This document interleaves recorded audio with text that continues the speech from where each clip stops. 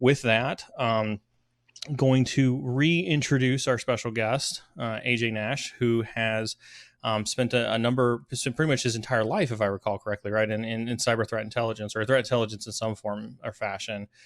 14 years in the private sector, 10 years in the United States Air Force. Why don't we kind of go all the way back to your military days and what it looked like you came into the military almost like right out of high school, looked like?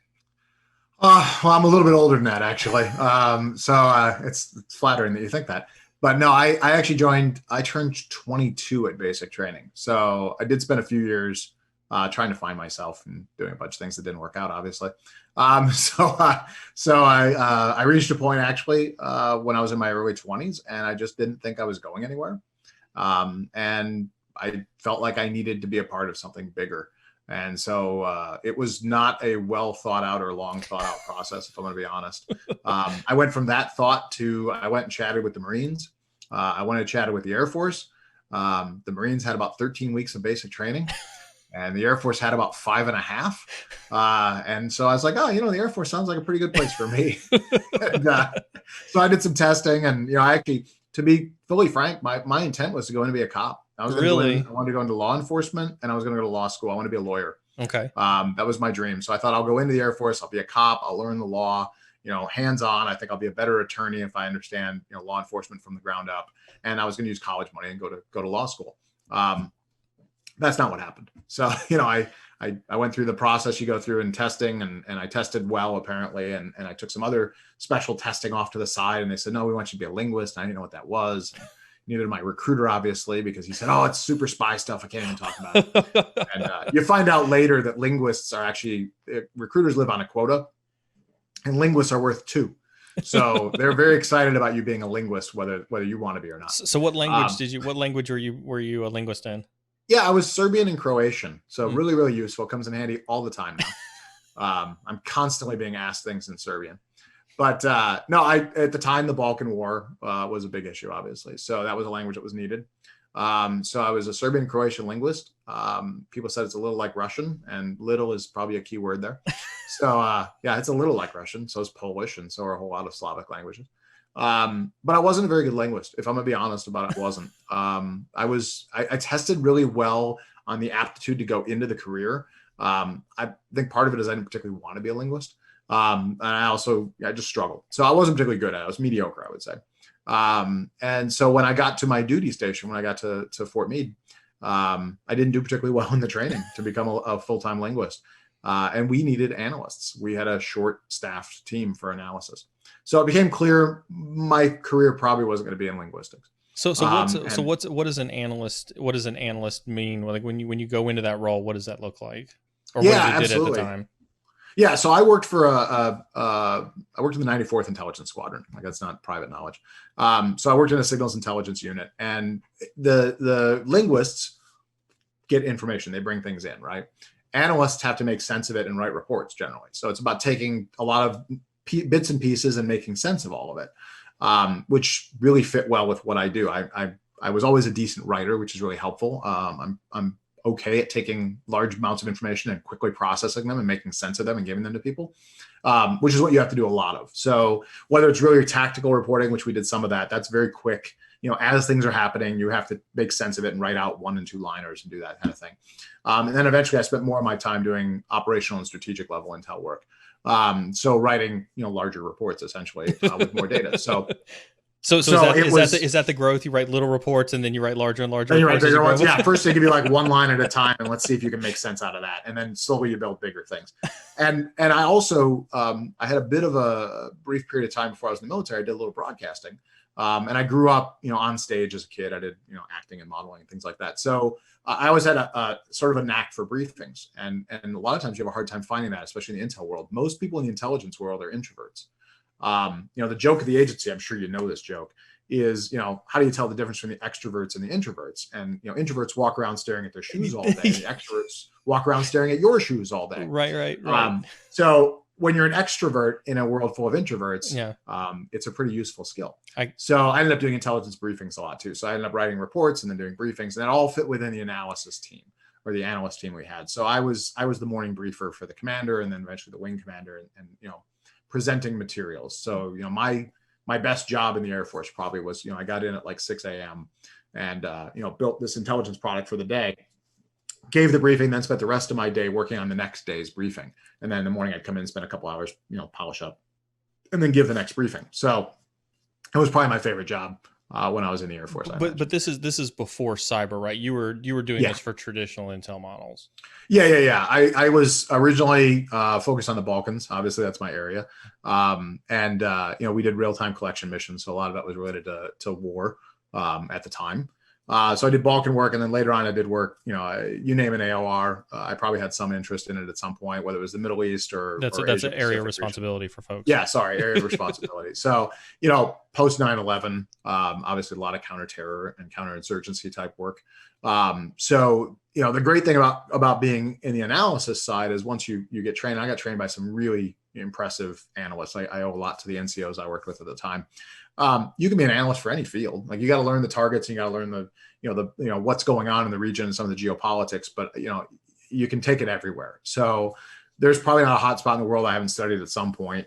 I'm not an expert in any of them, I wouldn't say necessarily, but I got interest in a lot of them. I did the Balkans for a while. Obviously, we did some other areas. I also chased war criminals for a while in the back end of the Balkans piece. That was a cool job. And at that point, I was managing folks and writing reports. So again, we have other analysts who are doing the collect, and then I'm the guy who has to try to make sense of it. And then you write something up, and then you go back to the person who did the original collect and say, hey, did I screw this up, or did I get it all correct? And then they help you fix it, make sure you get it right, and then you get the message out the door. So you stayed doing that for pretty much the rest of your career then, kind of doing that analyst type work and everything else? Yeah, the bulk of my career, I did some security work in there. I was security manager, which was in an intel unit. You're not just the security manager; you're still doing intel stuff. And I did go downrange for 6 months related to some security work. But primarily, I was an intel analyst. That was my gig, was writing products and briefing people. I did a lot of the briefing side on the back end there, and I really enjoyed it. It was good work. So when did you get into cyber, and how did you get into cyber? Was that just kind of like, your NCO came to you, or your senior NCO came to you and said, hey, we've got this cool new cyber thing that we're doing, you want to take a look at it, or how did you find that?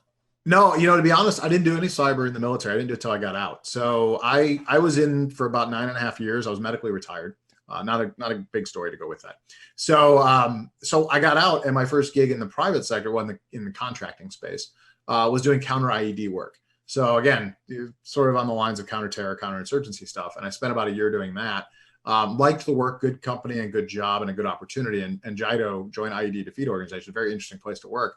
But the commute was really long. I live by Fort Meade, so I live by NSA, and I was driving down to Virginia every day. So I started looking for something else to do. I worked for a small company. We just didn't have any contracts near home. And I was recruited by SAIC. And this is absolutely, I hear these stories all the time about people who accidentally make things of their career, and this was completely an accident. I went in for an interview to talk about a job, and they kept talking about a lot of things I knew nothing about. Computer networks and cybersecurity and operations research. And honest to God, we got 20 minutes into the interview, and I interrupted the guy who was interviewing me. And I said, listen, I think I might be in the wrong room. And I said, do you have the right resume? Like, I genuinely thought I had walked into the wrong interview. SAIC is a big company. You could have had more than one interview going that day, and I'm just in the wrong room. Right. And they said, no, we understand who you are. What was happening was the team was building this concept for cyber intelligence and analysis. They had all the mathematicians and operations researchers they needed. They needed some intel analysts who could really tell them, will this work? Will analysts actually use this? And how do we teach this and how do we develop it? And that actually was the team that created CIPE, which I talked about earlier. So I got into cyber by accident entirely. I didn't have any intentions of going down that path, but it was a good job. It was a good opportunity. They knew my skills and thought I was useful, and it was close to home, which is always helpful. So I took the gig, and we started figuring out from there. And I've just kind of learned cyber as we've gone along. I'm not super technical. I tell people that all the time. I'm not a network engineer. I'm not a computer engineer. I have a master's degree in organizational leadership. Like, I'm not the technical guy. I work with a lot of technical people, and I can speak some of the language. But my job was always to bring in the traditional intelligence piece and tie that back to the technologies. So it worked out really, really well. And being, like I said, at CIPE as it was being built, and then eventually working inside of NTOC and with some of those folks, It was luck of the draw that I ended up in cyber. I was, in my military career, I walked down sort of the beginning of the terrorism path and, took that into the contracting world. And you will understand, and I'm sure you do, in contracting, you go where the money is. Right. So terrorism was where the money was. So there were a lot of contracts in that area. And then as I moved into this, it was just as cyber was starting to get big, and cyber is where the money is. So you start walking your career path towards where there are opportunities. And I've just been very lucky in that I've had some really good opportunities with some great leadership along the way that were willing to let me learn as I went along, and respected what I already brought to the table when I was there. So on that note, right, it looks like you spend a lot of time in, kind of doing from that point forward. Like that seems like the insertion to kind of your cyber career path, right? And you bounce around from a couple other, as with government contracting, right? One contractor takes over another contractor, and you just kind of Sure. stay in that gig. But at some point in time, you made a massive decision to kind of leave that government contracting space and go into the private sector. And of all places you went into financial services to go work for Capital One. Kind of what was going through your head as you said goodbye to that government contracting world and actually stepped foot into that private sector? Yeah. So it's an interesting story. So I was working at US Cyber Command, and we had several people on our team who had moved or had aspirations to move in the private sector. A couple people had. And to be frank, most of us are afraid. If you've spent as long as we had, 10, 15 years in the government space, you begin to believe that your value is tied to your badge. And it's hard to understand what would other people want with what I know how to do, right? So I had interest in going to the private sector, but really didn't know how to get there. I had a good friend of mine who kept trying to encourage me to join LinkedIn, which I had no social media for obvious reasons. And I was very much against social media. And I finally broke down and joined LinkedIn. And of course, the next day, LinkedIn announced they'd been compromised. No joke. Absolutely. That's the day I joined, was the day before that happened. Obviously, I wasn't in the compromise because I hadn't joined already. Right. But I was recruited through LinkedIn. So it didn't happen immediately. It didn't happen, even in that job. I had moved on to another contract before it happened. But I did end up being recruited through LinkedIn to move into the private sector with Capital One. So again, a happy accident. I put myself in a position, I guess, where it could happen, but I didn't really know what to do with that position. And then somebody reached out to me, and that started the discussion and interview process and all that went with that. And we had a good discussion about what they were trying to accomplish there at the time. They wanted to build an intel program, and they needed somebody who had background. So did you take what you had learned in the military, and did you try to build a military grade intelligence program at Capital One? Let's see. I had some aspirations. So there was a vision. Honest, yeah. During the interview, I was asked, what would you do? And I whiteboarded out, what I thought a team would look like, right? Roughly. Right. So I had some aspirations that I would led to believe would probably be things that could come true. And then you get into the private sector job, and you find out the budget isn't what you thought it would be, and the process isn't what you thought it would be, and the timing certainly isn't what you thought it would be. And it was a very different world. So I'm dealing with a lot of culture shock at the same time. I can say, what I believed I was walking into in my interview isn't quite what I walked into, which was a little frustrating. But then there was also a lot of culture shock, that things that I had to do better and differently as well. So I came in, we were going to have a pretty small team to start with. We had some good ideas. I feel like we did build, and we did get moving in the right direction. It wasn't everything I thought it would be. And in retrospect, there's some things I probably could have done better at the same time. It was a hell of a learning experience. I'm not certain there's anybody I know. No, there are people better than myself. But it's hard to transition from government into private sector. And a lot of times that first job is a lot of learning, a lot of bumps in the road. And sometimes you end up having to move on to something else to be successful. Ultimately, it's just some growing pains that go with that. And I ran into some of that, I think. So for somebody listening, the number one thing that you learned in that transition from that government world to that private world, what's the thing that they can take away from them today if they're listening right now and they're contending with that? Oh, let's see. There's so many things that come into play. I know I'm putting you on the spot on that one. Funding is very different. And it's funny because I'd seen it in different aspects. From the military sense, funding comes from Congress. It's a giant process, and then you get your little sliver that comes down. And to be honest with you, I wasn't involved in much of that. I just benefited from whatever showed up in the door, right? So you have that.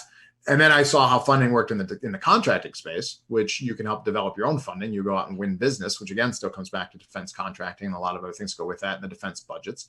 But once you get a contract and you get the money, the way it's spent is a bit differently, and it's often fast, quite frankly. It's the same thing in the military. You want to spend the money while you have it because you may lose it. In private sector, it's a lot harder to justify the budget you want to create.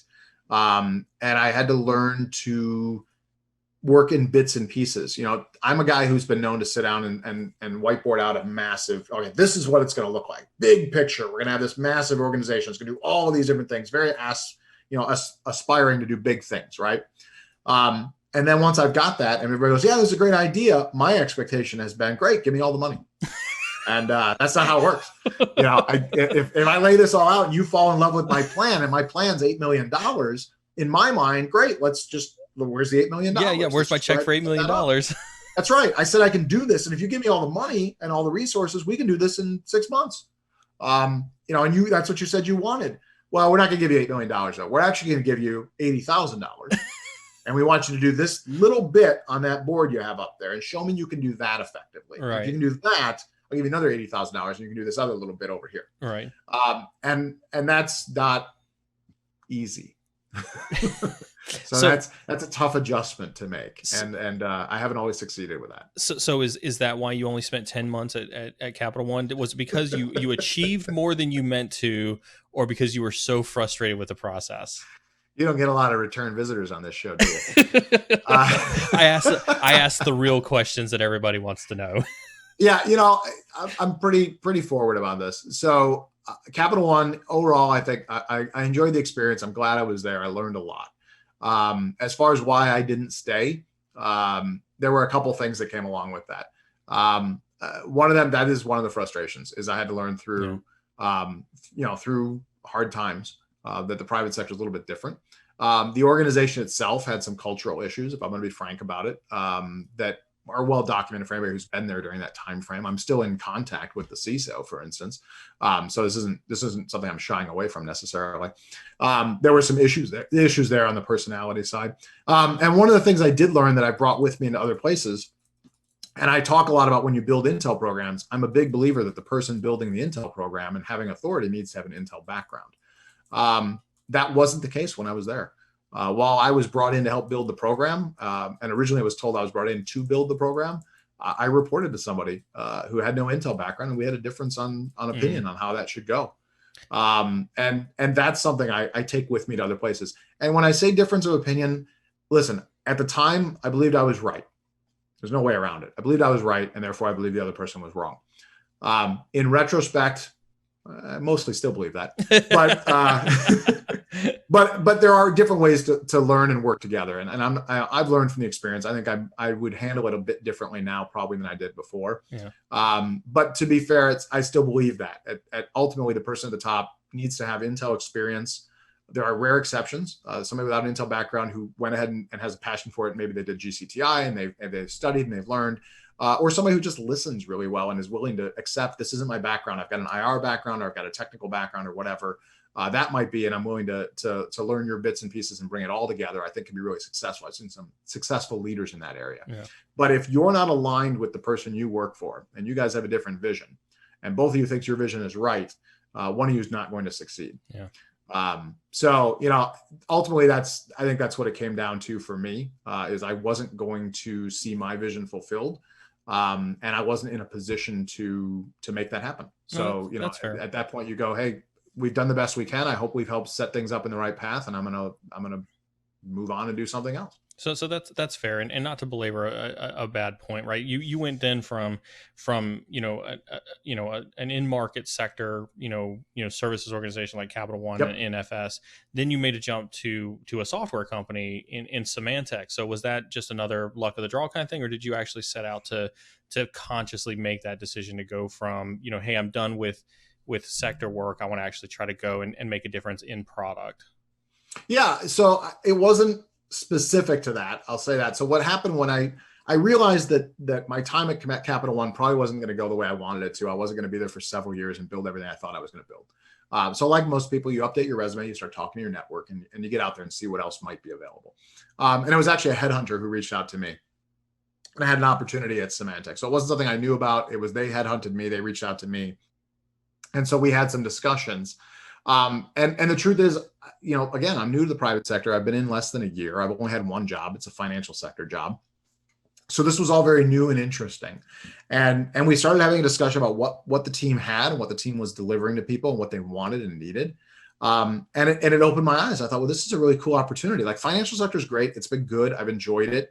I learned a lot, but this is a chance to work with a lot of different sectors. And there's a much higher learning curve that goes along with that. So now I ended up in a company where I was working with financials, but I was also working with healthcares and retails and government, which obviously was comfort zone for me because I could go back to working with some people I knew. And it was a chance to help a lot of people. Ultimately, my goal in business, my goal in life is to see how many people you can help. And I did find there was more opportunity to do that in the vendor space once you got past the stigma of being a vendor. And as part of the reason I always told people, I'm not in sales. I will never have a job that has a commission tied to it. I do a lot of things that help people, and sometimes it drives business and some sales opportunities for others. But I'm keen on making sure that I'm able to be honest and direct and objective, but also it gives me a chance to help people the most. So in that regard, I loved that job. I had a chance to work with hundreds and hundreds of companies. Fortune 500s, Fortune 1, I don't know how, a lot of big companies, right? And to have really great, frank discussions. And I learned a lot about what was going on in the market. There's no better way to learn what's going on in the market than to get out there.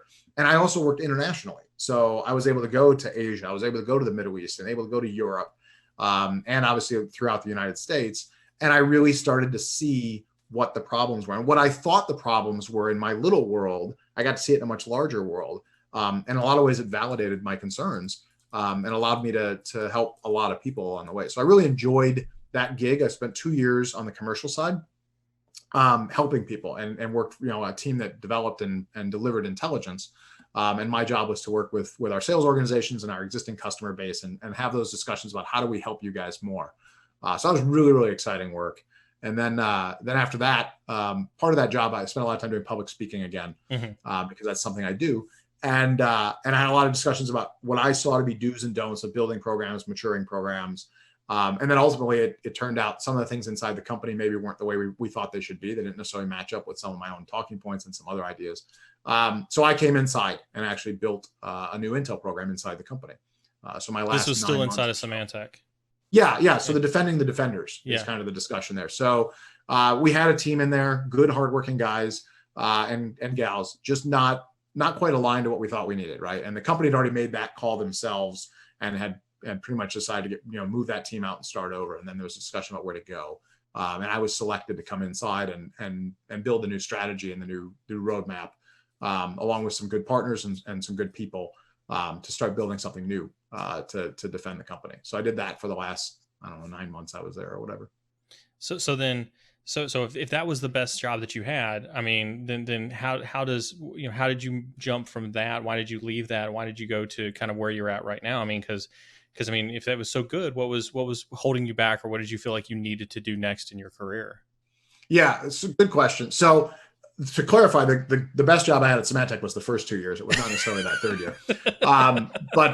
So when I came to take on the role and responsibility of building the team, I was very excited about it. And I had a chance to do some really cool things, and we were able to actually do, as I mentioned, the whole whiteboarded out, here's what we need, et cetera. And in that case, I was essentially granted a big pot of money, which was nice. And I was a customer of Anomali. So one of the first technologies I bought happened to be Anomali Threat Stream.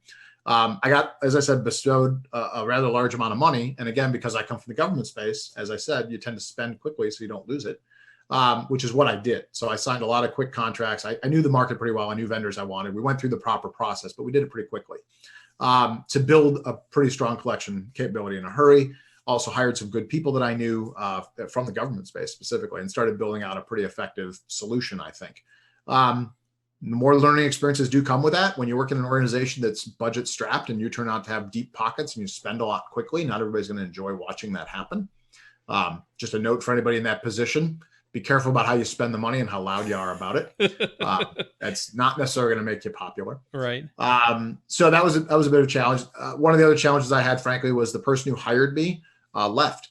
And as I said, it's really important to be aligned with the person you work for. I was, and then that person left. Mm. And that person was replaced with somebody that I don't think we saw eye to eye on a lot of things. Mm. So that's challenging. I don't really enjoy saying this because I'm now saying 2 for 2 here, that I've worked with people I didn't align with and I left. That doesn't sound very good. But there were also other factors. As you know, Symantec has since been purchased. The company has kind of been broken up and split up, and there was a lot of that talk that was going on anyway. So, but truthfully, we'd written out this roadmap. We had milestones to hit. And that 9-month mark was a key milestone. We hit all of our objectives on time and under budget. And we succeeded in what we needed to accomplish in that time frame. And it seemed like a good time to move on. I think everything we accomplished in that first segment was good. It was successful. We met our objectives. We did what we said we would do, and the company was in a much better position. But again, it was clear I wasn't aligned with the thought process of the person above me. And that probably wasn't going to improve. So we were at a good spot where it made sense to part ways. Yeah. And because I'd been a customer of Anomali and I knew people at the company and I knew the mission really well, I felt like that might be a good opportunity. And they were looking for somebody who had some of my skill sets. So we had some discussions and it just made sense. Yeah. So I've had a chance to go into another position where, again, I'm helping a lot of people. So this relates back to the job I mentioned at Symantec that I love so much. I spend a lot of time either public speaking, or seminars or discussions, or working with customers. I also have a chance to stretch my legs in the business sense. I work with our business teams, and we're a smaller company, so I joke that my fingers are in everybody's pie. But it's in a company where that's liked and appreciated, right? You have to find the right culture, right? If my fingers are in everybody's pie, that can be a really bad thing. But around here, it seems to be okay. So it was just a really good opportunity. I interviewed with everybody with the company and all the leadership, and we all kind of agreed, yeah, this is a good fit. We just got to figure out what to do with you. And then so we took some time to figure that out. And I've really enjoyed it. This has been a great job. I've been here now a little over a year. I love the company. I love the people. I love what I do. I miss the travel. That's my biggest challenge right now, is that, nobody's going anyplace. And I did 150, 180,000 miles last year. So I miss the travel. I really love going out and meeting people and working with people and helping people. And this job gives me a lot of chance to do that. So I'm really, really happy with how things have progressed. So then, as somebody who has fell into cyber a couple of different parts of their career and fell into a couple of different roles, has it been something that you're grateful that your path has taken you down that way, or do you still wish you were back doing some other part of intelligence? It depends on what day you ask me. Which vulnerability is out there? Yeah. I think I never want to complain, right? I'm lucky. I don't want to overstate it too much, but I am. I've been very lucky. I haven't planned out most of my life. And yet it's worked okay. We all had our challenges and obstacles, but I'm really lucky to be where I'm at. I work in a great place with good people. I have a decent place to live. I have decent compensation, all those things that go with it, right? I've been able to knock out some educational goals I had in mind. Some days I miss other things. There's a satisfaction to counterterrorism, for instance. There's also a frustration with it. It's not going anywhere, but there's a satisfaction in that kind of work. I still have, again, I wanted to be a lawyer growing up. I still have some regrets that I didn't go to law school. I have a love for the law and a passion for it as a hobby. I think one of the challenges I find in my life, and I find this with a lot of people I work with, so this must be related to the type of personalities we work with, is, I don't know if you remember, I don't know if you're old enough to remember, when we were kids, there were these choose your own adventure books. Yes, I remember the choose your own adventure books. Read a book books, and you get to page 6 and it was like, do you go in the cave or do you walk down the path, right? Yes. I read all those books and I read every possible combination, right? Yes. I wish my life worked that way. Right. So I don't have regrets. I'm thrilled to be where I'm at. Cyber's very interesting and it's not going anywhere. It's like rock and roll. There's going to be around a long time and there's plenty of job security. But yeah, I wish I was doing law. I wish I was still doing, counter stuff. I wish I'd gone down the human path with CIA and done some covered work for them. There's, and not to say I'm qualified for all these things. Sure. Way, but yeah, there's other things. I coached high school football for several years. There's a part of me that wishes I gave it all up and became a high school teacher and coached football all the time. But ultimately, this has been a very rewarding career.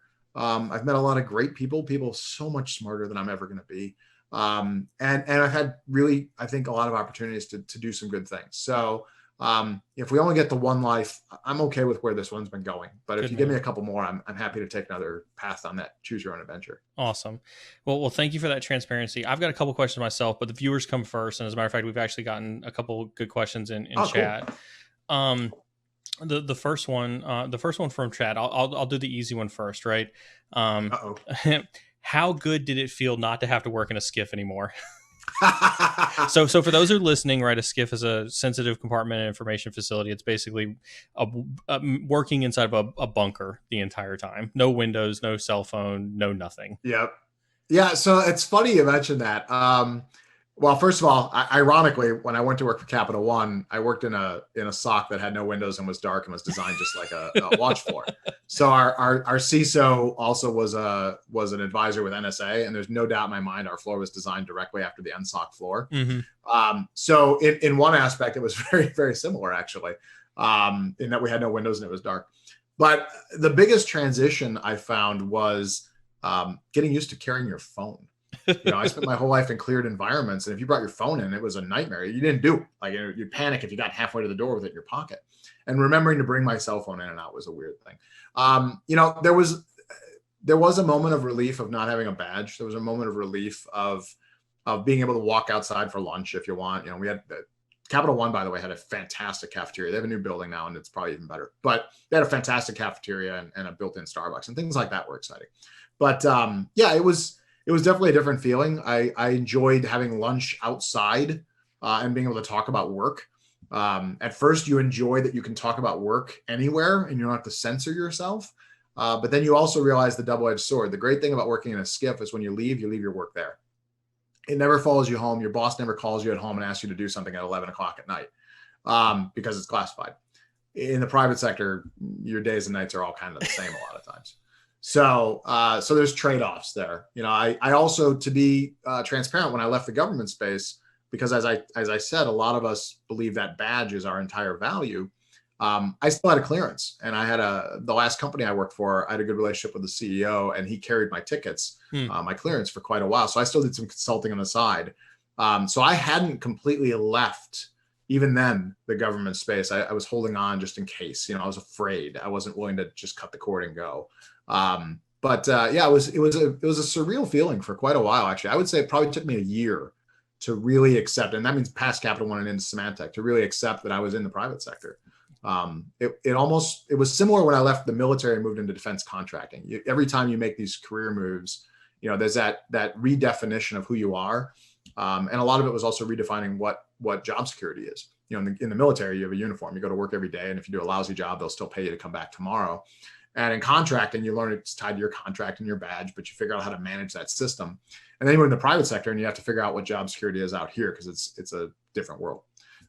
So yeah, it was a lot of emotions and a lot I went through that. It's an interesting transition. Cool. So another question. This one's gonna be a little deeper, a little multi-pronged on this one. Probably somebody who knows me. I can tell by the question this one came from. This is somebody who's probably potentially still in the military, or at least doing that type of work. You mentioned that CTI is going through a maturation process now. What's the perception? So this is the first half of the question. What's the perception of CTI in the cyber defense community, i.e. pen testers, network engineers, et cetera? Do they value CTI? Not enough, I'll tell you that. Yeah, so that's interesting. Obviously, always going to be a blanket statement here, right? There are folks I've worked with who are, incident responders, pen testers, who absolutely value Intel, love Intel, get it and think it's great. There are others who think it's total garbage and a waste of time and energy because, especially a guy like me, well, you don't know how to write code, you don't matter. So there is definitely a wide range there. I will say, I think exposure changes that. I think the more people get to see Intel and what it can do for them, they have more of a respect for it. I talk about intelligence. When you build programs, this is a service. My job is to figure out who the stakeholders are. Who am I serving? Go out and meet with those folks and understand what their needs are, and then translate that into Intel requirements. And then we build something that we can actually give them. If you can show them you'll make them better, they begin to have more value in what you do. But out of the box, a lot of times people don't. They have to be shown the way and they have to be sold on it. I have found some organizations are more receptive than others.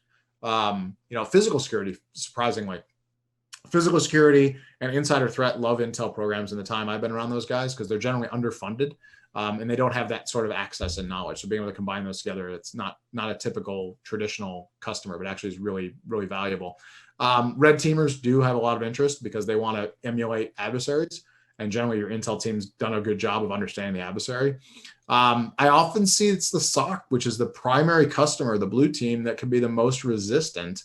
I think some of it's maybe feeling threatened. I'm not really sure how to put it in context. Some are better than others, but folks have been doing this thing a long time, a certain way. There's a lot of very strong technical background and a lot of strong opinions on how cybersecurity should be done. And Intel coming in is kind of the newer, sexier thing that often again comes with funding and kind of shine. I think can upset some folks. So there's definitely some relationships that need to be built there and worked on to make that successful. So I've seen a wide range, to be honest. I've seen organizations that really accept Intel and want the value of Intel. There's some that need to be trained to understand what it is, and then they accept it. And there's some that are just always going to be resistant because they see it as a threat to their service or to their value of what they do for the organization. So the second part of that question then after that, right, is this person asked, with all of that being said, they asked because there seems to be some pushback integrating Intel with AF. I presume that's Air Force Cybersecurity Ops. Oh yeah, that wouldn't surprise me. That's a separate issue, but not a surprising one. That's in my opinion. I haven't been in the Air Force now in a while, but there was always some political push, between organizations and Intel. I think one of the challenges we have in intelligence, and some of it's self-created. Sometimes you deal with folks in Intel who are kind of arrogant jerks, which make it difficult. But even if you're humble and you're not, you're labeled intelligence.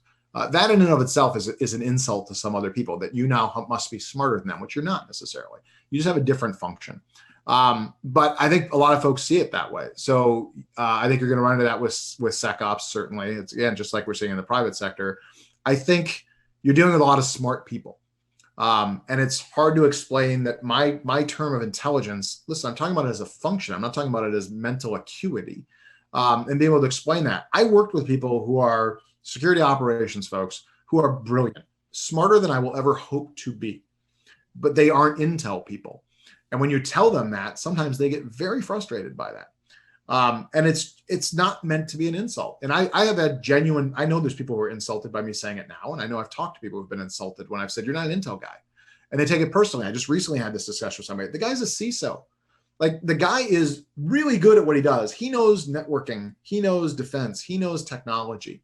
He's not an Intel guy. That's not an insult. My mechanic may be amazing as a mechanic. He's not a plumber. They're both valuable skills and they're both good fields to be in, but you got to know which one you need and when you need it. So I think that's a challenge. And I think it's gone back a long way. We've always had issues with Intel, in the government space, going back to say the J2 and the J3 arguing with each other. And for people who don't know what the 2 or the 3 is, whether it's the J2 or the A2, the 2 organization in military is intelligence, and the 3 organization in military is operations. Intel figures out what the bad guys are doing and gives ideas on where to go, and then the 3 organization operations actually takes action. And never the 2 shall meet, theoretically. And they argue all the time because operators want to do intel. And given any opportunity, they start running down and doing their own research. And they say, well, I found this, and I think this, and I know that. And then the intel team has to come in and go, yeah, no offense, that's just not your gig, right? I'm not putting bombs on targets. Don't try to do my job. We've got a different set of training, a different set of skills, and we've got different matrices for making the decision making. It's not just a hunch where you might be sitting on a hunch. And then they get offended by it. So I think we've seen that throughout the military and are going to continue to, I'm sure. And you see that in the private sector as well. Okay. So got another question from another viewer. This one's a little bit longer. He or she, sorry, didn't mean to genderify there. Graduated college with a comp sci degree, hoped to work as an analyst in the intelligence community. Couldn't get any results, so they became a software engineer, got a few years of experience, and hoped one day to reapply to government and private sector roles. but they feel like they're locked into the IT closet. They looks like they had an interview where they said that they didn't have any analyst experience. Said you'd be a great fit for cyber engineering roles, that are just web devs. Don't want to be a software engineer for my whole career. Hoping to leverage my skills to have an interesting career, not trying to be locked into only things that are related to what I've done already. And so his question is, any thoughts on transitioning from a technical role to an analyst? Yes. First, I'd say don't worry about going in the government. And here's why. Like, first of all, what you're doing is probably pays better, frankly, than going into government space. But I'm not a good resource for understanding how to become an intel analyst in the government, because the only path I had was the military, which is where most of us come from. If you're going to try and go into the government and do intel analysis, you're going to need a degree probably in political science or a specific language field or a specific region, and generally a master's degree. And then you can walk into, say, a CIA or something like that. I'm not sure the juice is worth the squeeze to go down that path where you are right now based on the skill set you're talking about. But if you want to do some more exciting things that get away from just where you are and where you think you're headed down, if you're willing to take a step backwards, that'd be the first challenge I would present to somebody. You can have 10 years of networking experience and be brilliant at that, but if you want to go become an intel analyst, you got 0 years of experience at that. But I would say if somebody wanted to transition, I would recommend looking at the SANS course for GCTI. It's about $5,500, give or take, I think. And if you have any other resources, if you happen to be like military, for instance, and you have GI Bill, you can use that. But there's some other ways you can go about it. It's a really good course. The first half is basically all the fundamentals you learn in being an intel analyst for the first couple of years in the agency. And then the back half is more the technical piece. It's a really well-respected certification as well. So I would hire somebody as a junior intel, cyber intelligence analyst on my team. If they had this great networking background and they had GCTI, I might bring them in as like a level 1, level 2 analyst, depending on where budget is and where they fit, right? But if you're willing to go down that path, that's your transition. Now, you might even be able to get into that role in the right company without even having GCTI. There are organizations who will take highly technical people who have no intel background and bring them into the intel side, as long as, again, you're willing to start at the bottom, essentially. So transition's possible, though. Is that one of those things where, and for those who may or may not necessarily be familiar with like Gary Vaynerchuk and some of the things that he does, right, is if you have a desire to go from that type of transition, again, not to put you on the spot and not to commit you to something that you're unprepared for, but just hypothesizing, right, is could somebody reach out to somebody like yourself at Anomali or one of the other vendors, or any other company that may have a threat intelligence role, and say, look, I'm literally willing to come in at the bottom of the org tree to come in and do cyber threat intelligence.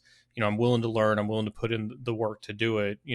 Does that show a level of motivation that you would find attractive in a candidate?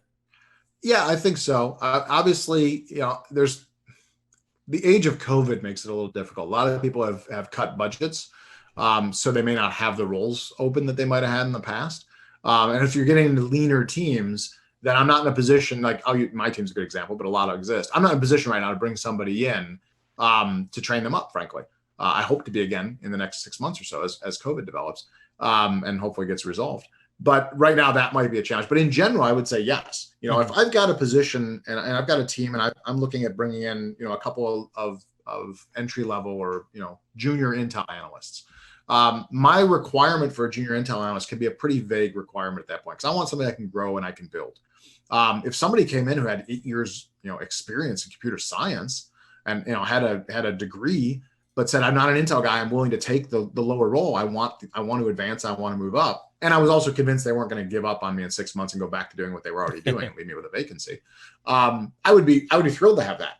If I have a choice between somebody who's got that kind of experience and that kind of knowledge and has already come to this epiphany of, I know what I want to do and I'm willing to sacrifice to do that, why wouldn't I take that over somebody who's got 2 years of intel experience in the Air Force and got out? Like that, I'll take this person instead. My chances of having a successful candidate, somebody who's going to really like what they're doing and grow long-term, and is probably a little more mature to begin with, to me, that's a better candidate. Now, everybody's hiring practices are a little bit different. Sure. But I'm certain there's several people out there who would take that advantage. It also helps in my case because, as I said, I'm not remarkably technical. So if I can bring somebody in who wants to go into the Intel space, they're willing to listen and learn for people who do Intel for a living, but I can learn a ton from them too, because they bring in all this other technical knowledge that I don't have. It makes the team stronger. Ultimately you want to have a strong team full of people that have diverse, knowledge and abilities. So I think there's assets to be taken from that. I think it's important if you decide you want to change your career and your goals and your objectives, you write a resume that points that out, and you really bone up on what it is you're going to say in an interview as to why you want to do this. Because if somebody's got 10 years experience someplace else and they're hiring for a job with 2 years experience, the first question I'm going to ask, why do you want to do this? You've got this other thing you're doing. You're obviously, I'm sure, making more money than I'm going to pay you for this job. Why do you want to do this? But if somebody gives me a strong, passionate answer that makes sense, it's been thought out, and this is where I want to go, then yeah, I think you'll find a lot of people will be willing to say, yeah, let's go down this path together. I'm happy to bring you in and get you on a path to something you really like doing. Good answer. I'm gonna make a last call for questions in chat. Post any last call for questions. I'm gonna throw one out there for you, and this is something that's kind of tradition to how we do when we have guests come on, about the, in the show. And real quick, I'd like to hear from you, right? Just top three things only, right? That's somebody who's looking for a job in CTI, either with a company like Anomali or any other private sector company, whether it's a vendor or, a Capital One or a Symantec or somewhere like that. What are the three things that they could do today to prepare themselves for a role like that? Ooh, three things you could do today to prepare for a role in cyber intelligence. All right, well, I'll take the default one. I'll go back to SANS again. The GCTI course is a course worth taking. And there are other vendors out there that have courses as well. There's a guy named Jeff Barden from Treadstone 71. He's got a really good series of courses. If you have an opportunity to take that, I highly recommend that if you don't have background specifically. And if you do, it could advance you. But definitely take some training. I think that's an important piece. And there's some reading you can do on your own, certainly. Again, JP 2-0, I talked about Joint Pub 2-0. It's a giant book, but it is free. The Intelligence Community Directives, ICDs, it's a foundation for intelligence practice. Again, government doctrine, free and unclassified. I don't recommend reading all of them. 203, 206, 208 would probably be more than enough for you. But that's like 20 minutes worth of reading. It's nothing. So I would say certainly get smart on the field. If you don't have a background in it and it's something you want to go into, show the effort, get smart. Right. The second piece is write a resume. A lot of folks don't put enough time or effort into what they're going to actually tell people they're trying to accomplish. And the resume isn't just about who you are, it's about where you want to go as well. So write your resume and build your message to people, that you're going to sell yourself on this is who I am and this is what I bring to your organization. You do learn in the private sector. If you're looking to get into the position, you need to tell me why you make me better. Why do I need you? That's what most hiring officials are looking for is, yeah, I got a role to fill, but why do I need you? So if you don't have that answer for yourself, I'd recommend taking some time to think about it. What do I bring to an organization? And it might not just be the simple, I know how to write this code, or I know this background, or I read this book. What do you bring? What do you bring to the table personally? What's your personality? What's your drive? What's your motivation? What do you do in your off time? What do you bring that's going to make us a better org? So those are things I think people can do for themselves right out of the box now. The third one, because you asked for three. I did. What could I do today? God, what is the third one? Training, know yourself. Networking. I guess that'd be the third one. You need to know people.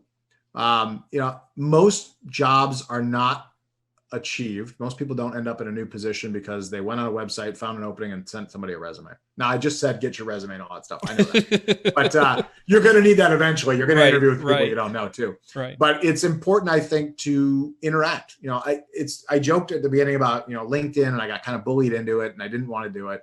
I'm really active on LinkedIn now. I've got thousands of contacts and I actually talk to people pretty regularly. But LinkedIn's a great place to learn about different people, to read about different, aspects. Yeah, you got to work through some salesy stuff and whatever, and some things don't apply to you. But you also just get out and get a chance to meet people. I think the more people the better chance you have of succeeding in whatever industry you're going into. You build your own personal brand and your own reputation, and people figure out who you really are. And you know what? Some people aren't going to like you, and that's fine too.